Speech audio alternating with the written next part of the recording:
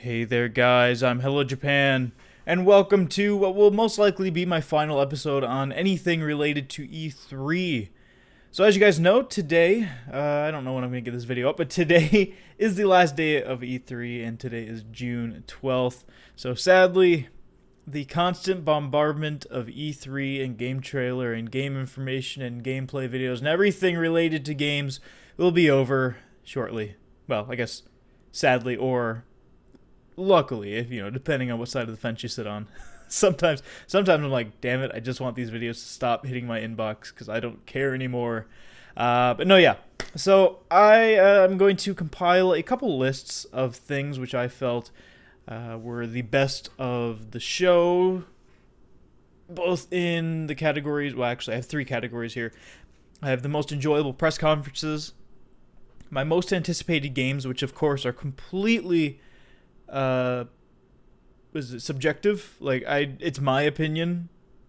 So, everyone has their own opinion on what games they're most excited for, and what my most anticipated games are may and probably will not be your most anticipated games. So, I'd like to know what you think in the comments below.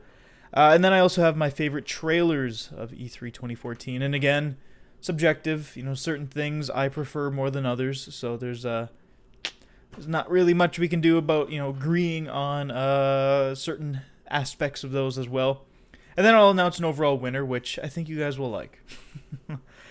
So if we go ahead and just look at, the conferences on their own, I took a lot of notes, as you guys know. What did I say, 10 pages or something like that? So not including Nintendo, because even though I did talk about Nintendo and all the things they talked about during the Nintendo Direct, I'm not including it in the official press conference list, mainly because it wasn't a press conference. It was held the day after all the press conferences were going on, and it just wasn't really, again, in the traditional sense. It just didn't work out. So anyway, including or excluding Nintendo, theirs was still enjoyable, had some nice reveals, some really interesting games. But again, not including it. Out of the four, Ubisoft, EA, Microsoft. No, I'm going to go in order. Microsoft, EA, Ubisoft, and Sony. So, for my fourth most enjoyable, the least you can say. Again, all of these I enjoyed it to a certain extent, but some I enjoyed more than others. So EA, they are in fourth place, simply because they spent about half the show talking about sports and about games I didn't really care about. Going back and looking at their notes here, I mean, they had some cool reveals or cool, look-ats, like Dragon Age Inquisition looks interesting, Star Wars Battlefront looks interesting, but then a lot of it's like stuff that isn't coming out for a couple of years. I'm assuming at least two. Like Mass Effect 4 probably won't be coming out until 2 years from now, which isn't a big surprise. And things like Sim 4, UFC, NHL, and all of these things I just didn't really care about. And then the games that I did care about, like I said, Mass Effect and Battlefront, Star Wars Battlefront, they didn't have anything to show besides just a quick little trailer. So, it was enjoyable for seeing those few things and for seeing the Battlefield Hardline little gameplay session at the end. But other than that, I didn't really care for it much. It was okay, but just a little too filled with games. A little too filled with sports games, for my opinion. Or in my opinion. And then next up we had Ubisoft, who I feel is the third placeholder. Again, same situation.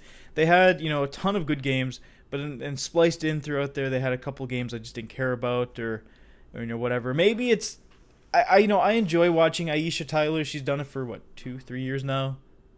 Maybe 2 years now? I don't know, something like that. And I do enjoy her, but maybe it's the fact that they always have a specific person hosting it, while EA, Microsoft, and Sony, they don't. They just have the devs come up or a CEO or whatever, and while Ubisoft does have a celebrity and it is cool to see, it's still something about it maybe that kind of rubs me the wrong way. So I don't know. I don't know. I mean, it might be me being very nitpicky, but that's just kind of how I feel about it. And honestly, the only few games that I really did care about were Rainbow Six, Far Cry 4, The Division, The Crew, and Assassin's Creed. Now, granted, that's pretty much most of the games I talked about, But they did spend a while on Just Dance 2015, which when I was watching that, I was actually behind the stream because I just got home from, or actually, no, I got started late for some reason. I might have been eating supper or something. And and what happened is I got to that point and I was like, fuck this, I'm going to skip forward. And I jumped ahead to the live at that moment. And I was like, oh, we're right at the, right after Just Dance ended. So I got lucky in that regard. And then they showed Shape Up and Valiant Hearts, which a couple games I didn't really care about. More games that I was interested in than EA, but still not enough to actually bump it up higher than the third spot.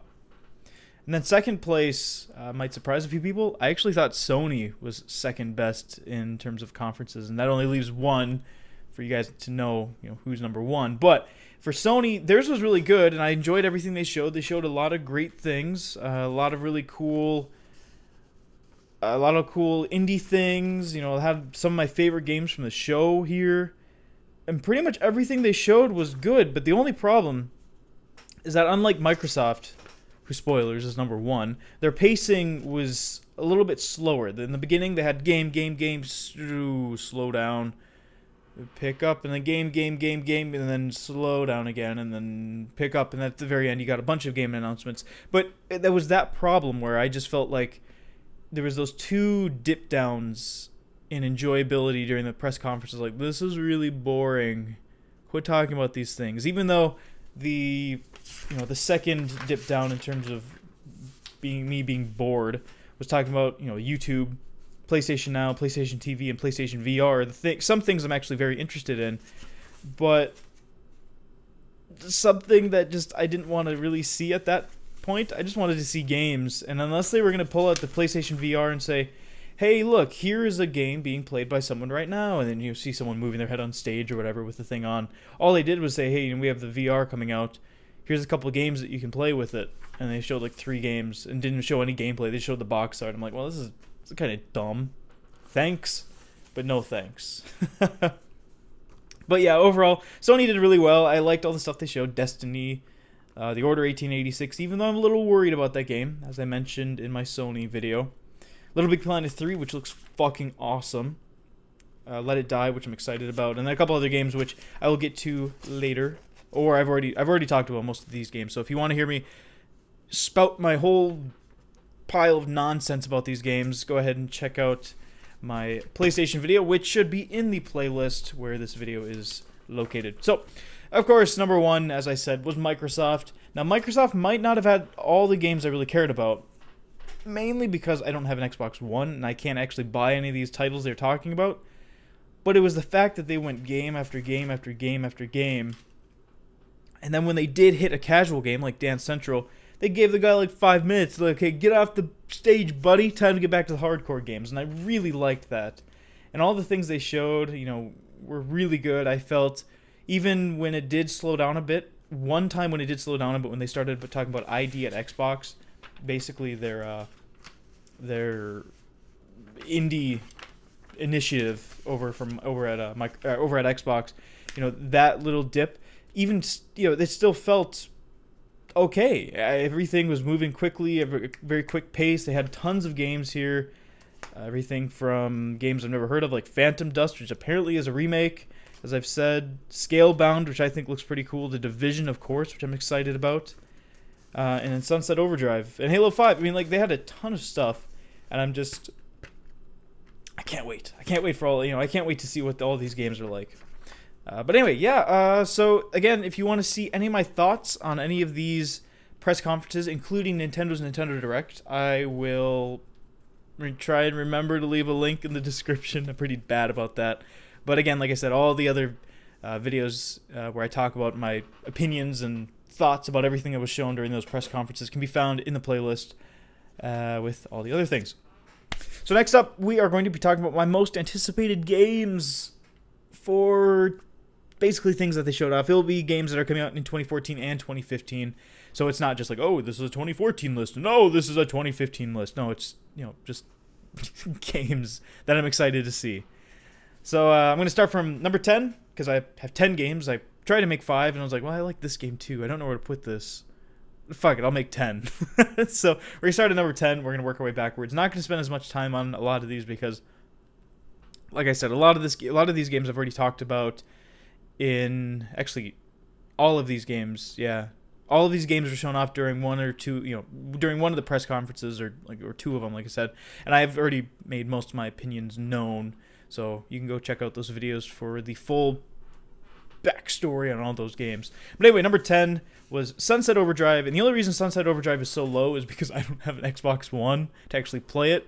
So it'd just be more me, on the outside looking in when the game's actually released. But I'm very excited to see it because I do love Insomniac. I love Ratchet & Clank Resistance and all those fun games that they've made over the years. I'm just very interested to see with a new IP from them, see how it holds up, see what kind of reviews it gets. From the trailers and from the gameplay, it looks really fun. And I love the art style, very visual, poppy, bright art style, which I love. The punk in the game is awesome too, which is a really cool thing to see in modern games. A lot of modern games don't really tackle punk too much anymore. They used to, but not so much. But yeah, again, I'll reiterate once more, then I won't reiterate anymore. All my opinions about all these games are on the press conference videos. And then number 9 was Assassin's Creed Unity. That, again, is only so low because I get the game pretty much every year and play it every year, so it's just kind of up there, my most anticipated, because it is one game I actually do buy annually. Number 8 is, need to find it, there it is, Far Cry 4. I really liked Far Cry Blood Dragon, and I'm hoping that this game takes a lot of the things that they've learned from Blood Dragon and apply it to Far Cry 4. The game can be serious, and the whole like crazy powerful dude running around blowing everything up gameplay is fun, but I like it to be funny, and self-aware is a good thing for a game to always be, especially when it's as crazy as the Far Cry series has been recently. But yeah, I never played through Far Cry 3 all the way. And Far Cry 4 has a really cool and interesting setting that I'm looking very forward to. And then after that, number 7, I have for Metal Gear Solid 5, The Phantom Pain. Now, ask me a year and a half ago when this game was first announced, or however long ago it was announced, and I would have been like, yeah, I'm not that interested. But after I played Ground Zeroes, oh my god, guys, this is going to be so fun.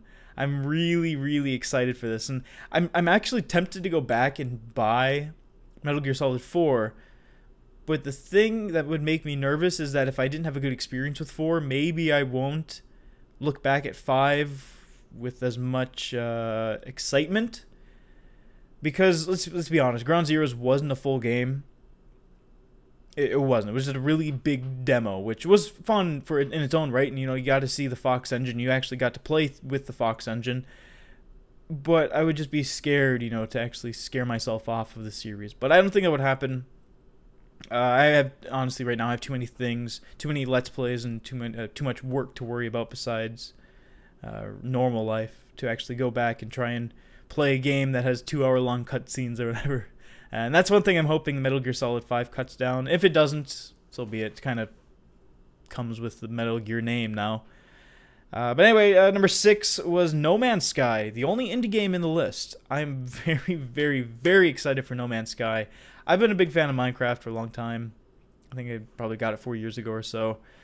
When my buddy, it would have been 4 years ago, when my buddy introduced it to me who told me during class about this really cool block game, and how you can go on forever, do all these crazy things. And I'm hoping that what No Man's Sky is like. I know it does have the quote-unquote unlimited world, let's say, your unlimited universe you can travel throughout and go planet to planet.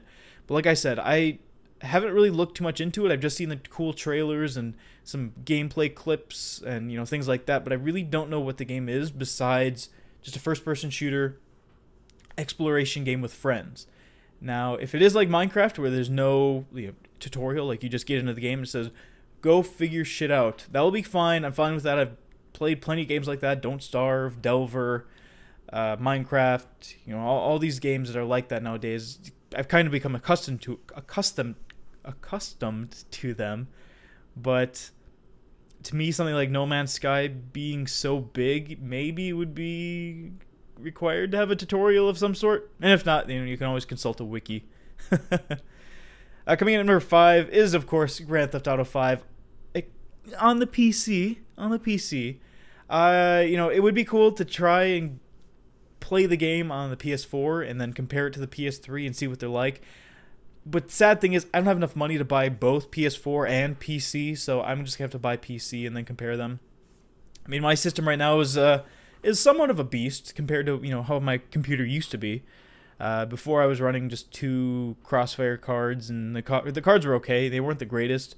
They were 2 7770 Radeon HD 7770s, and they were fine, and they played most things. And once games started getting more advanced, like I started playing Witcher 2 and couldn't handle it, and I was like, okay, well, I need to eventually buy an upgraded card. So I did eventually buy a GTX 780, and I'm running an AMD. Shoot, I don't remember the name. Really nice AMD CPU though. Shit, why can't I think of the name? Well, it doesn't matter. It doesn't matter. But anyway, yeah, I'm looking very forward to GTA 5, and especially if it's on Steam and then has Steam workshops, and you just get click and drag in mods. It's really so cool. Oh, that's what I'm hoping for. But you never know. I mean, the way that GTA is really trying to make a ton of money off of its player base is it has the microtransactions within the multiplayer, and I'm hoping that they don't try and axe all mods from the game just because they want to keep that multiplayer microtransaction stuff in the game. And what I'm thinking is that you can have a thing saying, okay, I'm going to run mods, I won't connect to multiplayer servers, I'm just going to play single player with my mods. Or you can have private servers where you're playing with your friends with mods or something like that. And that's what I'm hoping that you can do, because that's the one thing I really loved about GTA 4. You can play with these mods and make all kinds of crazy shit happen in the multiplayer on PC. It's just so much fun. And I'm hoping that GTA 5 looks fantastic on my PC when I get it sometime this fall. And then number 4, you have to mention Zelda. When a new Zelda is announced, it has to be on your top 10 list somewhere. Now, the only reason it's not higher, it would have been probably top 3 if it wasn't for the fact that it was just a quick little teaser, and we didn't really see too much, anything in the way of gameplay. So we don't actually know what the game's going to be like. We know it could possibly be open world, which would be awesome, as I mentioned in my Nintendo video, but I still haven't seen enough of it yet to actually move it up higher than 4. So it's stuck in the 4 spot until we see more. My third most anticipated game, again, one of these games you asked me a year and a half ago, I wouldn't have cared about it. Witcher 3. I'm really, really excited about The Witcher 3 now. After I played The Witcher 2, I've just been obsessed with this game. I really want to play this game now.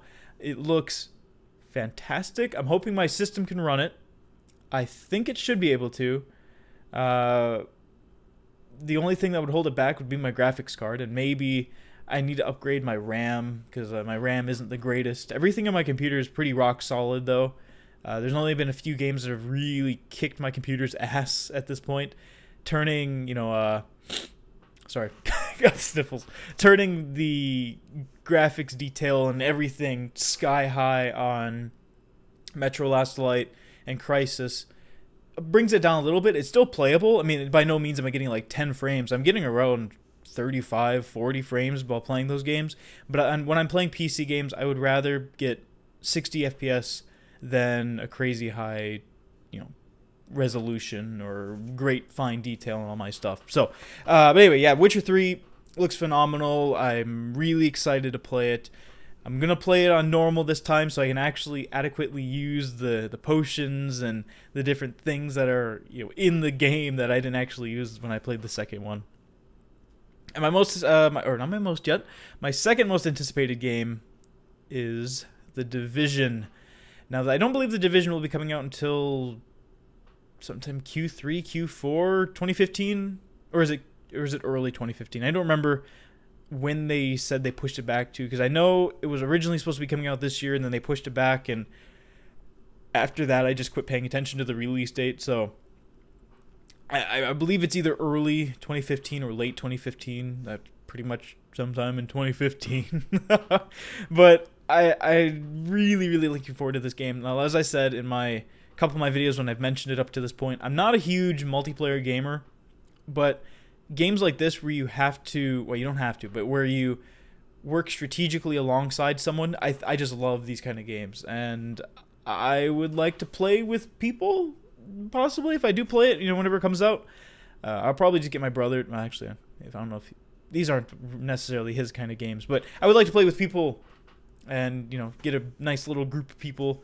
I don't know if there's a maximum, because in every trailer that we've seen and every little gameplay thing, there's been what, maximum of 4 people, I think, 3 or 4 people. And then you also have the guy in the tablet they've been advertising, but fuck that. I don't want to play on my tablet. I want to play with my controller. And that will probably be another game I get on PC as well. And number 1 most anticipated game. If I didn't make this clear during my videos, I'm going to make it clear now. I am so excited for Uncharted 4. It is unreal. I've been a fan of Uncharted since the first game. I played the shit out of the first game. I loved it. I played it so much before there was trophies that when I went back to go play it again on trophies, I didn't want to play it anymore because I was bored of it. Now I actually want to go buy the first game again and do a Let's Play of it, because I've done a Let's Play of the third one, of Uncharted 3, and I want to go back and finish up the series before I go and play the fourth one sometime. I'm incredibly excited. The game looked phenomenal. Now, granted, it was just a cutscene, and you don't know how great the cutscenes will look compared to the actual game, but it did note on the trailer that this is in-game footage. Like, this is captured from a PlayStation 4, so who knows what it's actually going to look like. We won't know probably for another year or so. Well, probably half a year. I would imagine that next E3 we'll see it, and then it will be released probably November, October next year, most likely. So that's my most anticipated game of this year and 2015. So I'm excited, and I can't wait anymore for any of these. So, well, anyway, let me know what you guys thought were your most anticipated games for, or that you've seen from this E3 that, it could be coming out next week. It doesn't matter. Whatever games you were most excited for, let me know. But then after that, the last little segment I'm going to have for my E3 videos are my favorite trailers. Now, all of these trailers I actually have up on Game Anyone, so I'll leave a link down below where you can go and watch all these videos on my Game Anyone channel. Or you can just type into the YouTube and go look for them there. But starting at number 5. Now, real quick note. These trailers aren't teasers. And, well, except for one. But, see, it's not really a teaser, though. It's more... It's a real thing. I don't know. You'll see what I mean when we get to that point. But they're actually trailers. They're not little just... Like, I saw a teaser for... What's it called? Kingdom Hearts 3. And it was just words. I'm like, this is stupid. This isn't a teaser. This is just a paragraph on a video. I have to read this shit. But no, they're legitimate trailers, and they're not necessarily games I'm actually looking forward to. They're just trailers that the production was so amazing, and I just fell in love with the trailers as I saw them. So, starting at number 5, we have Ori and the Blind Forest. Now, this trailer, it hits you right in the feels, man. This is a heavy trailer. I don't know anything about the game. I know it's some kind of 2D platforming action game, and you play this little white cat forest beast thing, and you make friends with this big bear guy. Again, they're not really what they are. I'm just being very generic, and it's so sad. The music and the tone of the trailer is just so perfect, and they go together like you wouldn't believe. And I fell in love at first sight. Oh, and this trailer was very, very well done. And if you guys, like I said, if you guys want to see it, link in the description. And it's a really good trailer. And then number 4, we have No Man's Sky. Fantastic trailer. Again, it was just wasn't much to it, but it was just showing you everything, and it's just amazing to see all this stuff. I was blown away, and I'm even more excited every time I watch a trailer. I'm like, I have to play this game now. This just looks amazing, and that is definitely why it is up on my top 10 most anticipated games lists. I'm so excited for it. And number 3, I really liked this trailer for Sunset Overdrive. It began funny, or it began serious. I was like, what is this for? Because when they first showing it off, it didn't look like Sunset Overdrive. You're like, what is this? I don't know what this is. And then as soon as the Insomniac logo shows, you're like, it's Sunset Overdrive. That's what it is. But yeah, it was very good, and I quite enjoyed the trailer. Very high production quality, and again, it just looks amazing, and can't wait to see what the game has to offer in terms of story and gameplay. Because we've seen a little bit of gameplay, but you need to see all of it to really experience the game. Number 2, no surprise here. This is Metal Gear Solid 5: The Phantom Pain. All of the Metal Gear trailers up to this point have been fantastic, and this one is no exception. This one's a 5-minute feels ride and excitement ride and hype ride, and you're just that's the problem with these trailers, that all of them just make you want to play their game right away. The song that is in this trailer is fantastic, and I actually really liked it. I went and looked for it and listened to it a couple times, outside of the actual trailer, and it leaves a lot of questions, though. That's the thing. That's the good thing about Metal Gear games is, they've shown quite a bit with their trailers. And I kind of mentioned this when I talked about it in the Sony press conference. They're showing a lot of stuff with their trailers. A lot of stuff. But I think the game is so long that even though they're showing so much, it won't actually make too much of a difference. And I think they're intentionally doing that. They're showing you bits and pieces from the beginning of the game, end of the game, middle of the game, beginning and middle, just all over, that it's going to be hard to connect everything together. But once you play the game, you're like, oh, I remember that in the trailer. Oh, that was that. Oh, he and she are tied to this. Okay, I see. So they're going to do it that way, and I really, really like that. Another reason why I can't wait for it, and I'm really, really excited for it. And then number 1, I just thought this trailer was the best trailer ever. There's something about it. It clicked with me as soon as I watched it. I thought it was fantastic. A lot of people don't agree with me, but I thought the Dead Island 2 trailer was fucking hilarious.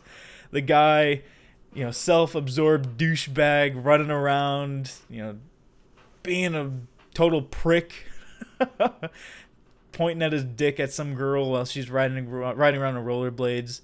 And while all this is happening, he's being his own in his own world, being completely self-absorbed. There's zombies going all around him, killing everything. Things are blowing up. Helicopters crashing. Limos flipping and running into trees.